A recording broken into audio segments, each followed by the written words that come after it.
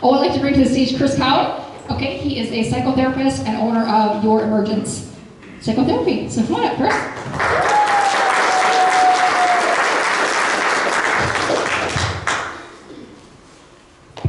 Wonderful, thank you. All right, let's go untangled here. How's everyone doing? Great. All right, let's start tonight off doing an experiment, okay? So why don't you just, everyone put everything down, why don't everyone stand up? I want to run an experiment on you right now. Okay, so I'm going to give you 30 seconds, and what I would want you to do is I want you to go around to as many people as you can. I want you to give them a great big high five, and I want you to look them right in the eye and say, I appreciate you, or I'm glad you're here, or dang, you're looking great, and I want you just to make their day. And I want to see how many people you can influence. So nice big high five. You only have 30 seconds, and if anyone is hiding, go find them. Ready? Go. As many people as you can. You got 30 seconds.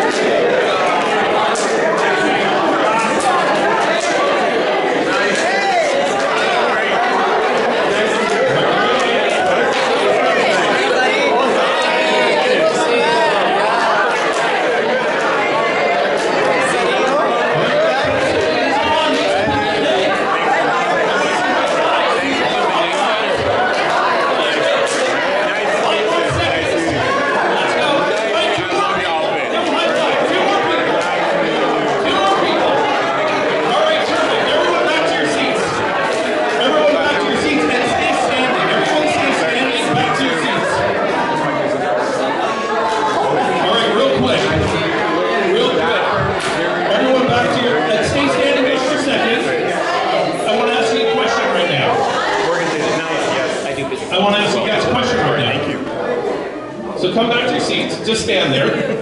I want you to pay attention to how you feel right now. How do you feel in your body right now? Good. Great. And how about some other people? What else do you guys feel? How's your energy level? It's high. How do you feel? Like, do you feel energized? Yeah, and do you feel good? Yeah, and so what's happened? Okay, everyone can sit down. So thank you for being part of my experiment. So what just happened? What you guys just experienced was a neurophysical shift. And so our bodies are highly reactive. So here you guys are, you're all high-fiving each other, and what's happening? We are getting all these signals of friendship, of joy, and so the parasympathetic system within you, it gets activated. That's your nervous system, that part of you that just relaxes, that feels good when it's safe. Oxytocin, dopamine just flood your system, your tension drops, and you guys are feeling good. And what's happening is, even in this moment, your logic, your creativity, all comes online. Because before, you guys maybe you're starting to eat, and you're starting to slow down a little bit. But what happens is, when we feel good like that, our logical brain lights up, and we turn on. And as leaders, and as business people, we need this frontal cortex working. We need to be thinking. So what I want to talk to you tonight is about how our mood and how our emotions affect our thinking, and how do we, when we get into these tough spots where we're dealing with some tough emotions, maybe you're in a fight with your spouse, maybe you've gone through something, how do you regulate? How do you handle these big emotions? How do you settle them down? And how do you bring this logical brain back so you can be an entrepreneur, so you can be a good friend, so you can be a good spouse? And this is what we're going to explore tonight. So reactivity happens fast. So what you guys just experienced, you did the high fives, and what you experienced really quickly, your body just reacted very quick. And all of a sudden, you didn't have to think about it, you didn't do anything, your body just reacts. So what I want you guys to do is I want you to turn to the person beside you, and I want you to tell them, I'm a reactionary creature. So go ahead, just tell the person beside you, I'm a reactionary creature. And some of you are like, yeah, I know you are. Okay, but here's the second part. We are reactionary creatures, but our reactions make sense. Turn beside you, say, I'm reactionary, but it all makes sense.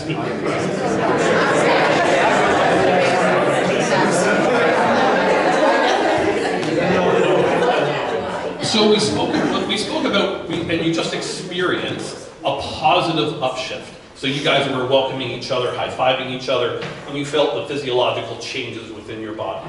So just like you know when things are good, you feel good, but when all of a sudden when things are bad, we know things can flip around really negatively, really quickly, and we can get hit with a lot of things. So let's go right there. So let's talk about a couple situations, especially in business, that situations may happen and we get reaction here. Let's talk about the email ambush. Let's just say you're having a great day, you're sitting down, you're looking through your emails, and you see an email from the CRA.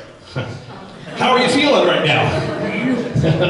Yeah, you're feeling some anxiety, aren't you? So it's amazing. We can go through some things. Maybe it's an email from a client or something like that, and it's not a good email. Maybe they're complaining. All of a sudden, boom, our system reacts without us thinking, and we feel it. How about traffic?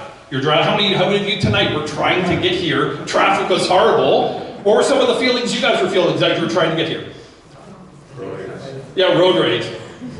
Wanted to hug that other car right off the road. Yeah. But anyone else? How about when you're trying to get to work and you can't get there?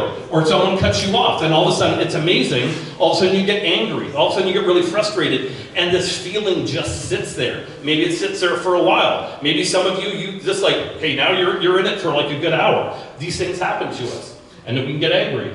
How about the home spillover? Have you ever had this happen? Maybe you've had a bad day at work, and it's really stressful and all that, and you go home to your partner, and your partner says something, bah, you just snap at them, and you freak out on them. They're like, what the heck? Is that just me? Or is that anyone else here? Yeah, so we can easily get irritated. How about this, the comparison trap? You guys are looking, we're all hustling really hard, we're all working really hard, but we check out someone else's Instagram page or something like that, and we see someone just killing it. How does it feel when you're comparing yourself to someone else? Does anyone else ever get a little disheartened, a little frustrated, and these things just stick? And maybe there's that inner critic. So we talked about other things on the outside of us. How about internally, when we're sitting there and we're hard on ourselves, we're beating ourselves up? Does anyone else kind of do that just a little bit hard on yourself? And it's amazing, we don't realize it, but when we're hard on ourselves, our body is reacting. And that's what we want to talk about tonight. So, I know all of you have some good ideas of what to do, but let's talk about the bad ones. What are some ways that when you get into these negative states, when you get into these bad moods, when you get into these aroused places where you're not having a good day, what are some ineffective ways of dealing with that? What is something you guys do? Alcohol, yeah. Yeah, definitely. Yeah. It's very effective in the moment. Pardon me? Food, yeah, eating. How much what's some other ways that we deal with all these emotions? We shut down. We shut down. What about work? Yeah. So you work harder? No, I said sleeping. Oh, sleeping. Yeah, absolutely. Yeah, just sleep it off. And yeah, what happens is we have all these ways of dealing with all of these emotions, especially when we get flooded and we don't know what to do. So we have all these things, and a lot of these things. Maybe you're doom scrolling. It's just that avoidance. So there's things that we can do. We can force it down, pretend it's not there. We can avoid it, distract ourselves, scroll, keep ourselves busy. We can numb it out through drink, like you guys said. Or we can over-control, try to micromanage everything. And maybe and there's a lot of times people like they don't like the way they feel, so they just work. And they work and they work and they work to bury the way that they're feeling. So what we want to do is we want to authentically deal with these emotions in a healthy way. And this is what we're going to talk about tonight.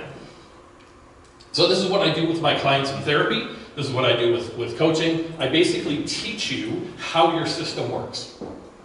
And like you guys all said, we are reactionary creatures, but our reactions make sense. And when we begin to understand how our system works, then now it's beginning to make sense. And then we can have some strategies to begin to deal with some of these feelings. So what are emotions? Why did we evolve emotions in the first place? What's their purpose? So as a species, what is the reason? Why do we have emotions? Why don't some people take a stab? Why do you think we have emotions? Protect us from danger. Protect us from danger. Great one. Make life worthwhile. Yeah, make life worthwhile. To be able to enjoy it and to engage it. Absolutely. You know the difference between good and bad? Yeah, I know the difference between good and bad. Absolutely. Oh, you guys are great. You guys are like bang on. This is like bang, bang, bang. Gold stars for all of you. And that's good. To make it nice and easy, emotions are the body's way of communicating to us what it's going through. So our body needs some kind of messaging system to let us know what's going on. And so and fundamentally that's what our emotions, the role of our emotions. See? What's happening here? Okay, so what we're going to do is we're going to break down. Emotions have two major roles. And this is, I love this. First thing is, it is a signal. So what happens, so let's just say there's a really hot stove here. And I put my hand right on top of this hot stove. What am I going to feel? Pain. Pain. A little or a lot? A lot. For a short period. Yeah, and you just, yeah, for a short period. And it's amazing. You think about the amount of information that is being conveyed to you so quickly in that feeling of pain without language. So like we had this before we even had language, and it communicates to us, it lets us know what's going on, it lets us know something's harming, and without even thinking, what do you do with your hand? You pull it away. So the first thing about emotions is, it is a signal. It signals to us what is going on. So it makes us aware, and it informs us. So it doesn't matter what we're doing, our body needs to communicate with us what's going on. We're going to jump a little bit more into that in a second, but the second thing is, it's a push. So like I said, when your hand goes on the stove, you feel the heat. So it communicates with you what's going on through the feeling, and then that feeling is designed to push us to action. So in other words, pull your hand away. Let's think about this situation. If you were to walk out of here tonight, and you were to see a 5-year-old little girl right outside the door, all alone, scared and crying. When you saw her, what would you feel? Sad, empathy, stressed, right? So your body, and without even thinking, your body just communicates to that through feeling. It sends a whole bunch of information to you, and so it's letting you know, hey, there's a little one there. They're vulnerable. They need protection. It's communicating a lot. And then what would be the push of that emotion? What would you feel like doing if you saw that little girl? Yeah, to go help her. So there's a push to go help. See, this is our primitive operating system. This is what led us and drove us. This is what led and drives lizards and mammals. This is an operating system. I have 3 daughters. If I saw some guy punching one of my daughters, okay, as a dad, what am I going to feel? Rage. Upset, rage, yeah, anger, right? Too bad for that guy. Yeah, right. And that emotion, what is that emotion communicating to me? What's it saying to me? You don't like what you're saying. I don't like what I'm seeing. What's it saying to do with my daughter? Protect. Yeah, protect my daughter, right? This is primal. Like, you don't need language. All of a sudden you feel, I don't care about myself, I'm gonna go protect my daughter. So now the push, what would that say? As a dad, if he was really punching my daughter, what would be the push of that emotion if I just ran with it fully? Pardon me? Yeah? You don't want to know. Yeah, no, but really, if I just ran with that push, I could potentially kill him for hurting my daughter. And this is the thing about emotions. The signal is really good. We need to listen to the signal, but the push is primitive. Our emotions are a primitive operating system. So the signals, we always want to listen to the signals, but the push, so in that case, if I went over there and I killed him, now my kids have a dad in jail.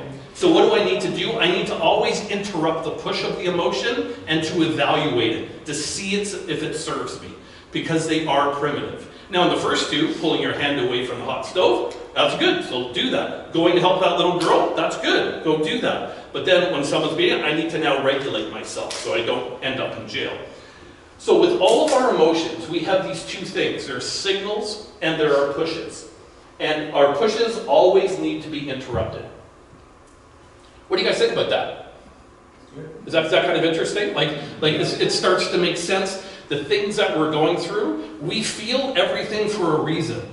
It's like our feelings lead us and guide us. Now, and so the signals are good, but the pushes to get reactive, then that is what we have to really watch. This is where we get into trouble. I've got a question for you. So if we're interrupting the pushes, aren't we kind of suppressing our emotions in a way? Because we want to push, right? Yeah, no, it's a beautiful question because we want to be emotionally aware. So this is where the balance of a healthy emotional process. We want to listen to all of our emotions. And so this is where we validate our emotions. And we're going to dive into this. So, and this fundamentally is all we need to do. It is the push, though, that needs to be interrupted. And if it serves us, we do it. But we aren't obligated to go through. Because if I felt obligated when that anger and rage watching that guy beat my child, you know, that's not going to be good. We do not need to follow through with the primitive push, because this is a primitive operating system. And so this is where we have to, but the way we validate that is we listen, and we're going to jump into that. So you're a good student. You're already jumping right ahead. I love it. So there's that one concept. So I want to share with you two different concepts. So first of all, it's the push and the signal. And the second one is this, and I love this one because it'll really help you to recognize when you get flooded, what is going on, and then we're going to talk about the solution. So this is the emotional seesaw. On one side, we have our limbic system. That's our fight, flight. That is our you know, our survival. And it's very emotional. And on the other side, I need to get my buttons right, is the prefrontal cortex. So here we have a balancing act. That when our fight, flight kicks in, our actual prefrontal cortex, that's our logic, that's our thinking, that's our creativity. So you guys as leaders and as business people, we need this operating. We need this to work. But what happened is, our limbic system, that fight, flight, it evolved first.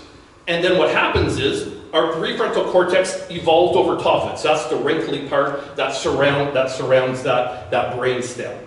And so what happens is our limbic system is in control. It is that primal system, and it has the ability to shut down our thinking. So for example, if you're running away from a bear, do you need to do trigonometry in that moment? Yeah. So when you're running away, because this is all about survival. So when you are running away from a bear, what your systems do, it diverts all the energy away from systems we don't need. So diverts away from digestion, it shuts down the immune system, it shuts down a whole bunch of systems, and it loads up our ability to defend ourselves and to get away. But in that, it shuts down prefrontal cortex. So literally, blood flow begins to slow down to the prefrontal cortex. That's why, when you get limbically activated, someone really mad, when someone's really mad, can you have a logical conversation with someone when they're really mad? No, because their prefrontal cortex is offline. So that's why you have to bring it down. So it's always a seesaw. The more you are activated emotionally, the dumber you get. It is. So, and I want you to know this. So, and this is the same thing. If you're ever negotiating, if you're in a negotiation, if you're in a board meeting, and you're feeling yourself getting spiked, guess what? You're getting dumb. You need to address that. You need to get on that right away so you can regulate. Bring that limbic system back down, bring prefrontal cortex processing back up. So this is what's happening. And so the more you're activated, the dumber you are.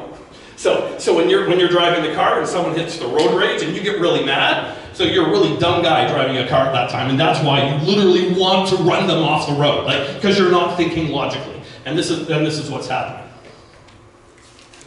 So here we have that seesaw. And this is what I'm going to wrap up with. So what do we do? So now we know emotions are signals of pushes. We know that the more I'm activated, the dumber I get. So I need to always balance out. So how do we do this? How do we authentically, in the moment, do this? I do mindfulness-based cognitive therapy, amongst a bunch of other things. The cognitive behavior therapy is how the mind thinks, and how our thinking drives our emotions drive our behavior. But the mindfulness is really cool. It's all about how to be authentically in the moment with big feelings, with hard thoughts, and how do I navigate that authentically. So this is what I love. So this is really mindfulness-based cognitive therapy, their approach. So the first thing that you do is to notice the spike. Whatever happens, whatever's triggered you, if there's anger, if someone's kind of come at you, and you feel it, you feel that hit, first thing you do is you need to bring awareness in. We don't want to be in automatic mode, because the automatic mode is running a primitive operating system, and it's going to push you to do things that aren't going to serve you. So number one is just to notice a spike. Turn to the person beside you and say, notice a spike. This is awareness. You can't do any of this if you're not aware. So the first thing is you become aware of it. So this is something that I love, especially if you feel heated. Everyone put your hand on your chest right now. Just hold there for a second. Feels kind of nice. Kind of like a self-hug. And so you feel, so what I love about doing this in that moment, do you guys normally walk around doing this? No. So this is an interrupt. So you're interrupting the automatic processes that are happening. We're actually stopping the process of this primitive operating system. We're kind of stopping it in its tracks. We put our hand on our chest, and this is the big pause button. Just slow it all down. Just slow it down. Notice it. Slow it down. This is a pause. This connects us into our body. We feel our emotions in our body. We just want to connect with that for a second. That's all we're doing. Just slow it down. Hand on the chest. And then what we're going to do, turn to the person beside you and just say, just breathe. Just breathe. So in that moment, there's nothing you need to do.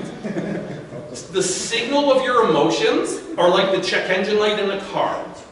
When your check engine light in the car comes, it's telling you something's wrong. So you bring your car in to get fixed, or you fix it yourself. And when you bring the car in to get fixed, do they come in and do they fix the check engine light?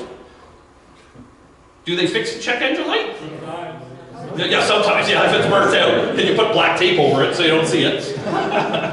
No, but the check engine light just points to another problem. The check engine light isn't the problem. It points to something else. Your emotions are the same thing. Your emotions are not the problem. Your emotions are pointing to something else going on. So we need to, so once again, you don't need to fix your emotions. You just need to listen to the signal. And listening to the signal. Because once the message has been heard, the message can be turned off. Because it's done its job. So what do? Put our hand on our chest. You don't do anything, just breathe. Let me teach you square breathing right now. I'm going to wrap up in the other minute. Has anyone done square breathing before? Okay, so this is good. You guys get to all learn it. We'll all do square breathing together right now. So what we're doing is, when we get spiked limbically, basically our limbic system's freaking out. So this is a primitive system. It's not logical. It is reactionary of nature. So all we need to do is we want to settle the system down. So hand on the chest is basically talking like a little scared 8-year-old. Hand on the chest, and basically you're saying, dude, like, it's okay. And so we want to settle this down. So the way we settle this down is we can, not push all the buttons, Chris. We want to settle the limbic system down. So what we're going to do, we're going to trick the limbic system into thinking everything is okay and everything is calm. So this is our breathing is literally, you are hacking your system to do this, and it settles you down. So square breathing is this. Breathe in for 4 seconds, hold for 4 seconds. Breathe out for 4 seconds, hold that for 4 seconds. And we're going to go around this. We're going to go around this 4 times right now. Question. Yep. You get triggered in a board meeting. You can't do this in the board meeting. Yes. Okay, hold on. Yeah, no, definitely. Okay, so bring that up at the end, and I will answer that question. There's more. Instead of hand on chest, what I like to do is just rub your thumb and this finger together. It's just a cue. It's just a cue to your body. I hear you. I'm connecting in with you, and it's very subtle, but you're activating. I teach. This is how we summon the captain, and the captain of our awareness. Because it needs to run the show, not our emotions or our mind. That's a whole other story. But this is how we're grounded to our body. So right now we're going to do square breathing, and we're just going to settle our systems in. And you can even note how it's going to feel. So let's all do this together. So breathe in, hold, breathe out, hold, breathe in, hold, breathe out, and relax, hold. Breathe in, hold, and as you breathe out, just relax all your muscles. Breathe out. Hold. One more time. Breathe in. Breathe out. And what? See, does anyone feel do you feel that little bit of a drop in the tension? And you just get your system to settle down. If you need to, keep going around that. Keep going around until you feel yourself calm down. Find a calm spot, especially if you're having a panic attack. This is a very good thing to do. Just focus on your breath. 1, 2, and count in your mind. 1, 2, 3, 4, breathe out. 1, 2, 3, 4, breathe in. And that'll settle you down. But this is how we settle ourselves down. So we notice what's going on. We breathe.